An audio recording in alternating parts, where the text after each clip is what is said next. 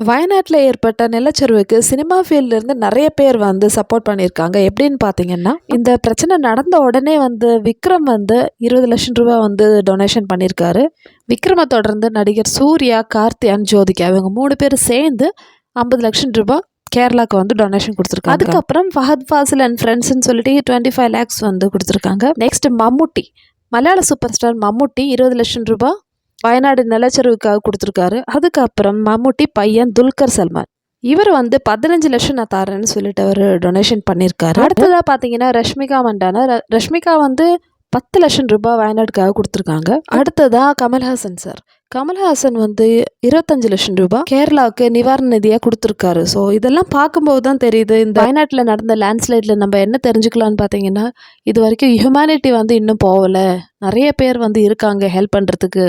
உலகத்தில் எந்தெந்த இடத்துலையோ இல்லைன்னா நம்ம இந்தியாவில் பல இடத்துலையும் வந்து லேண்ட்ஸ்லைடிங் நடக்குது.